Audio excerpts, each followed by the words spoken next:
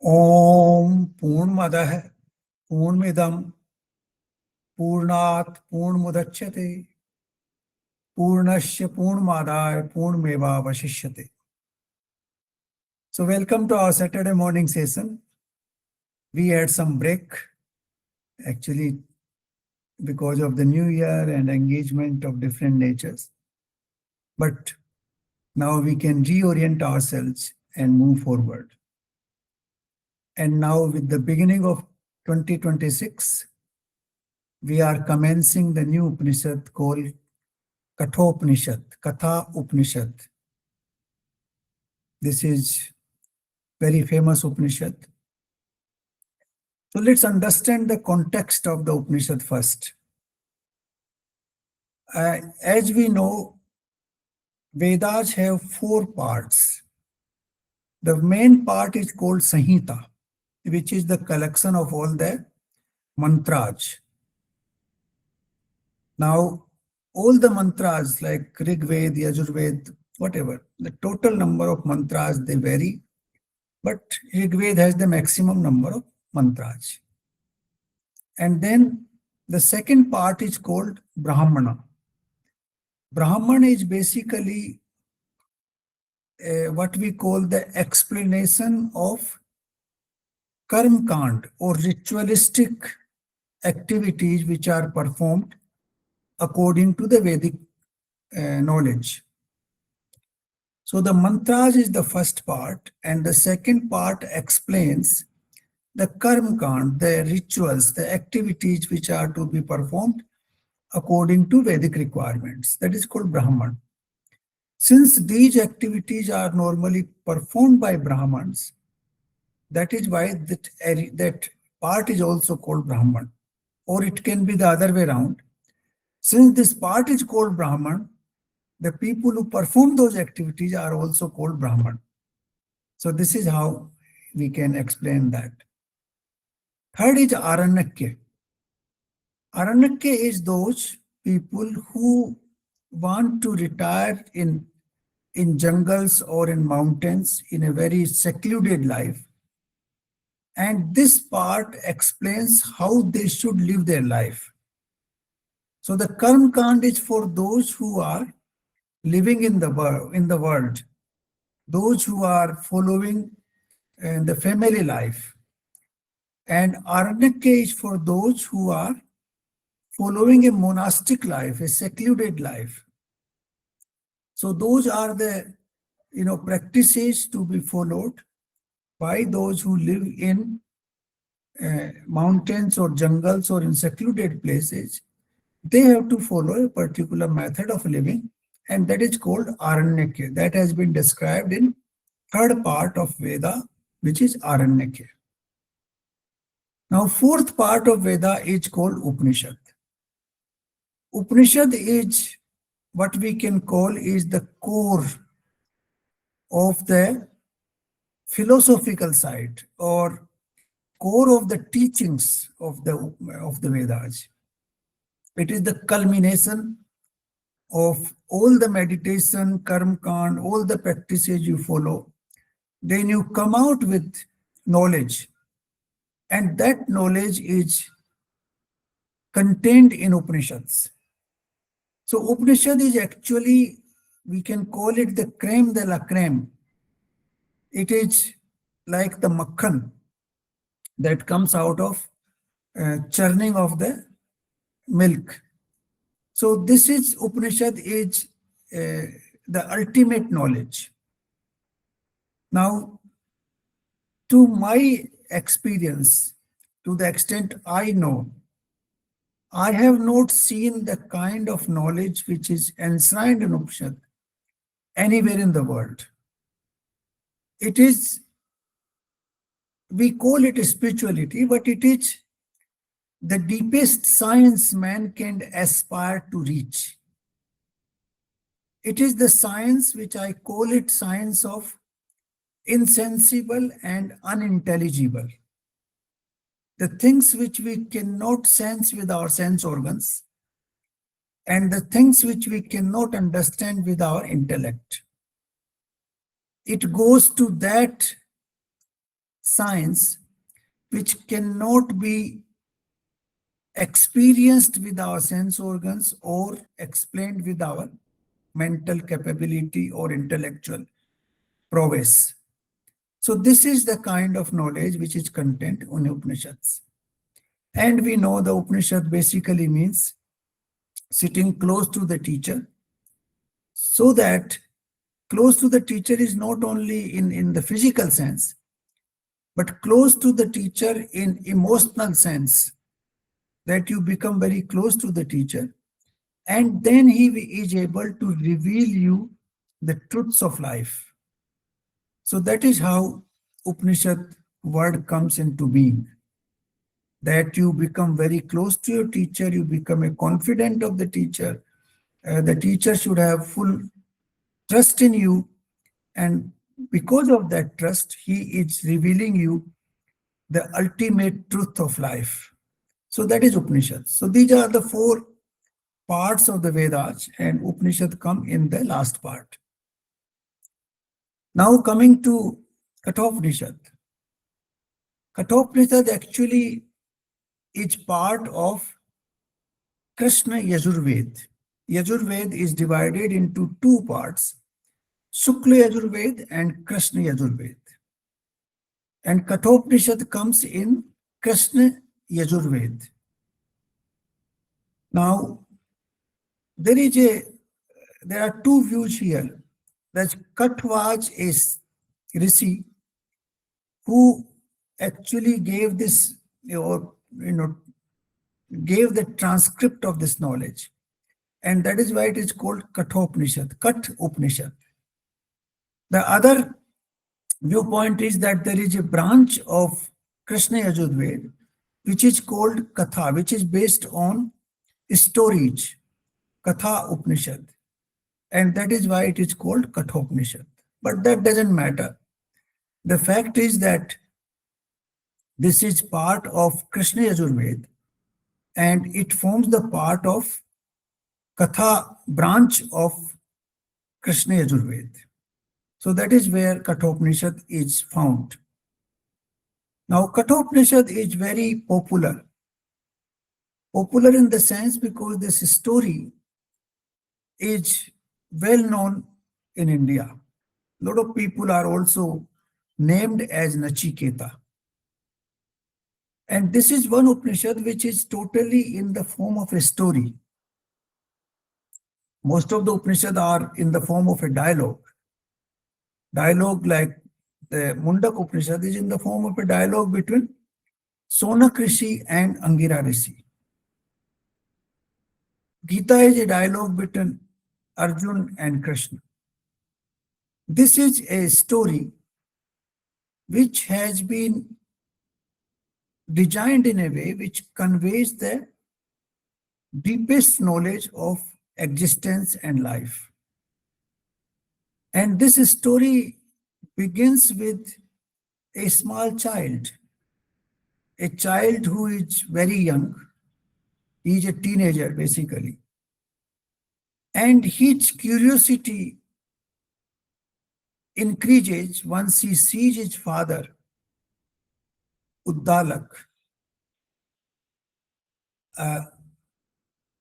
performing a yajna. Now, that yajna creates a curiosity for him, and therefore he starts asking certain questions to his father, and then the father gets angry and he is sent to the mouth of death, and from where the whole Upanishad starts. So we will go into the Upanishad later on. We are not going into the Upanishad today, but we will understand certain fundamentals. Now, one very basic fundamental which we should understand, each one of us, is the basic principles of Sankhya. Because the knowledge in Upanishad is ultimately the knowledge of what we call Brahma Gyan, or we call the self-realization, Atma Gyan.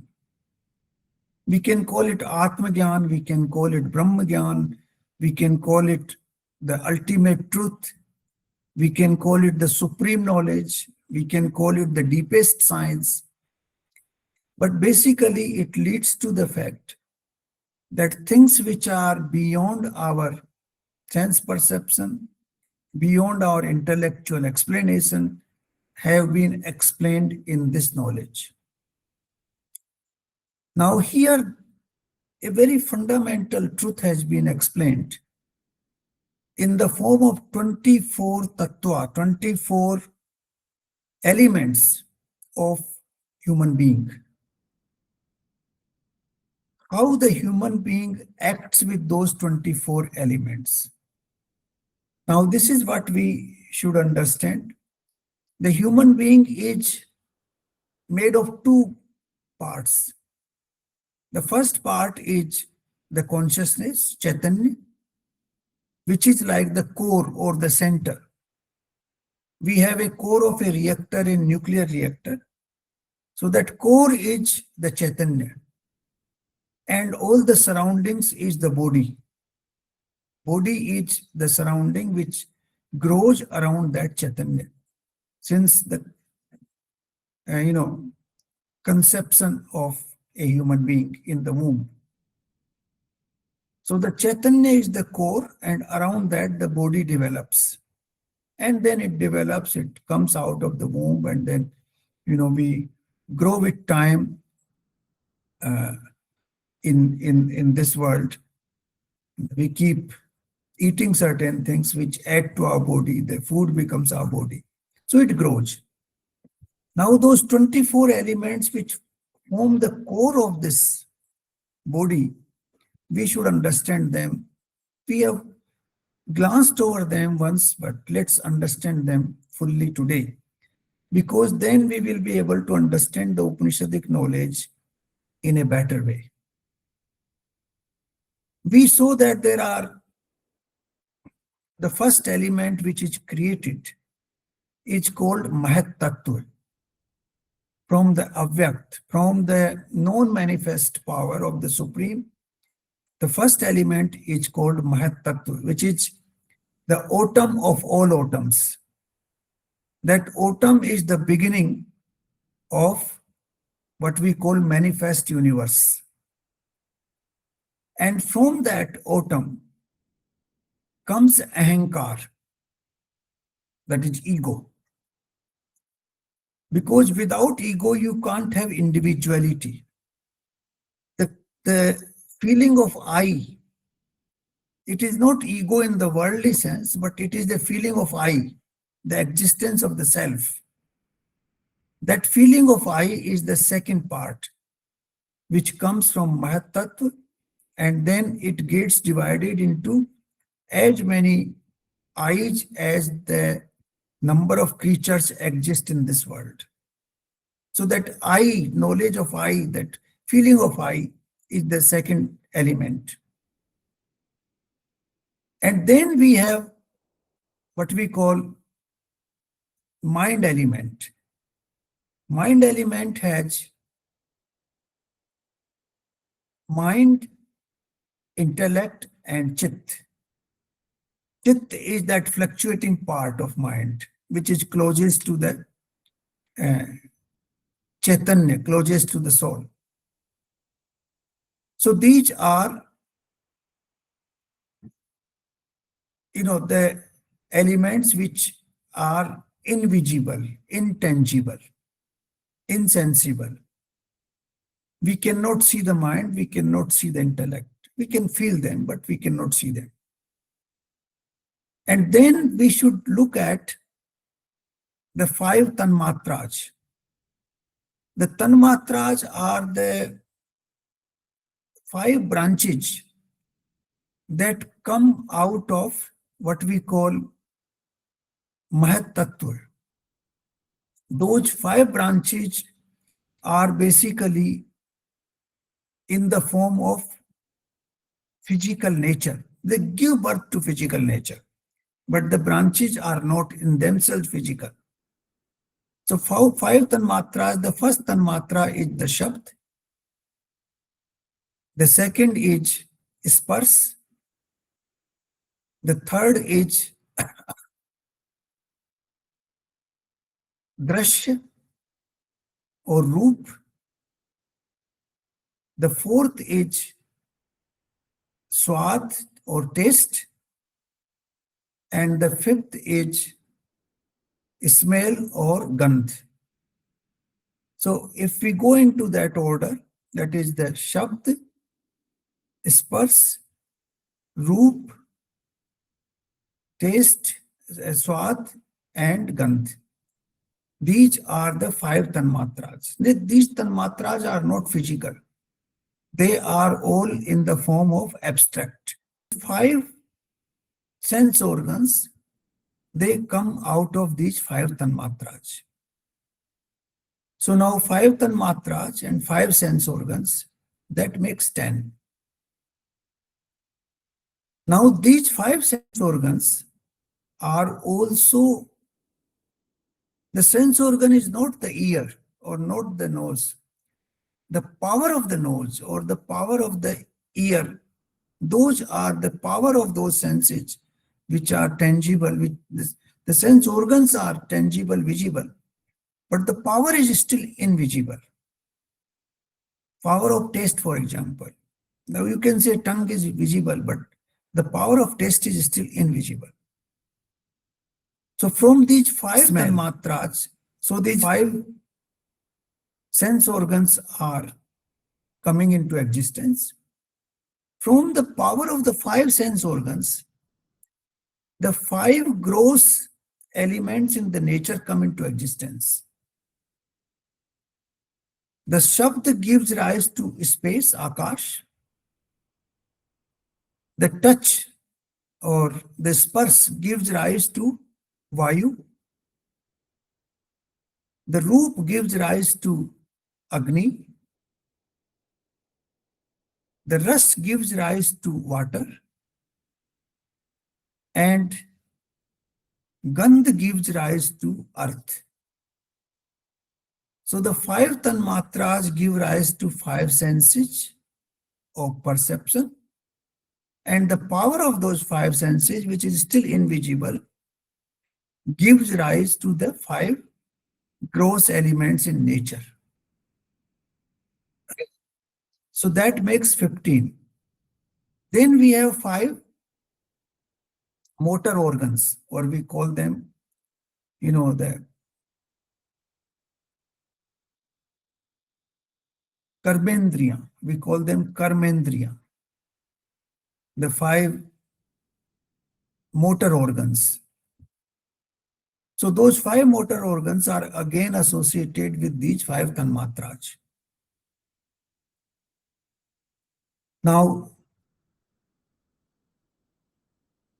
all that makes 20. The five gross organs in the nature, five tanmatras, five senses of perception, five motor organs. So all this makes 20. And the four elements in the beginning, that is Ahankar, then comes Man, Buddhi and Chit, that is mind, intellect and chit and Ahankar. So these are 24 what you call aggregates that constitute the human body. The human body is the collection of these 24 powers, you can call them. And they run our body. Chaitanya is the force which makes them run. With the presence of Chaitanya, everything runs. Once the Chaitanya goes out, nothing can run. So this is how the human body, human organs, they operate, how we operate. The operating system. Now their interaction of all these things, it's a very complex combination how they operate with each other. The physical nature, which is made of five gross elements, also have three qualities. That is Sat, Raj and Tam. So they also get enmeshed into the human, interaction. So all these aggregates put together play a role, the way we operate, the way we speak, the way we behave, the way we conduct ourselves in the society. All these are impacted by these 24 powers which are operating in this body and the universe. And those are again influenced by the three qualities of nature, Sat, Raj, and Tam. So this is the mechanism of our existence. The gross existence in the form of universe, which is made of the five gross elements. And then the remaining, what we call 19 elements, 19 aggregates which are there in the body, in the form of five Tanmatras, five sense of perception, five motor organs, and then mind, intellect, chit, and Ahankar. All that is the aggregate of human existence. Now, if we understand this aggregate, then it becomes easy for us to understand this machine, because this is called yantra. Human body is called yantra. Yantra basically means a machine. It's a machine. And these are different, forces which make it work or which make it operate in different ways. So I think we should understand this. I thought this was important for us to begin, because ultimately this analysis will come. And in this particular Upanishad, this analysis will come in a very deeper sense. So we should understand that. Now, another important point in this Upanishad is a direct dialogue with the death, the King of Death or the Devta of Death, the divinity of death, Yamraj. Now, Yam means Niyam. Yam basically is, you can translate it as law. It's the operating principles. Like in Patanjali Yoga Sutra, we start with Yam Niyam. So Yam is basically certain restraint and certain laws which we have to follow. And Yamraj is the divine power of those, those laws and those restraints. Now, this is very contradictory.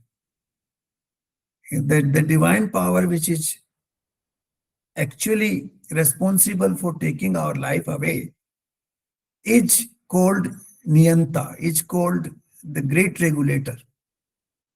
Because all the regulations are subordinate to death. Death is the last regulation of existence in this universe.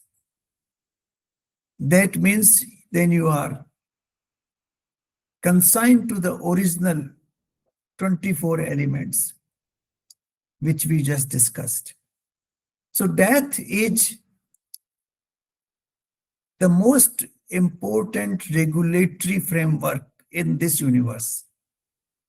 Like even in, in the constitution and laws, those people who commit heinous crimes, we consign them to death. We give them death sentence. We give them capital punishment, as we call it. Similarly, in this regulatory framework of the universe, the divinity of death is the most important regulator. He is regulating this universe from beginning till death. The time comes under his jurisdiction. The time of death brings everything to an end. Therefore, Yamraj is extremely powerful divinity, Devta, very powerful Devta. And this dialogue is with that powerful Devta who brings their life to an end. And therefore, the power of this Upanishad is very strong, very tough, very pervasive, because it connects you to the ultimate truth of our existence. And there's another contradiction or fascinating fact that this dialogue is with a teenager, with a small child. A child having a dialogue with the divinity of death. The child is in the beginning of his life, and death comes at the end of the life. So this is a dialogue between the beginning of life and end of life. So actually it explains you the entire truth of life, entire truth of our existence.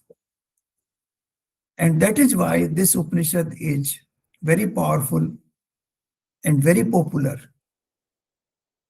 The other reason for its popularity is that it is in the form of a story.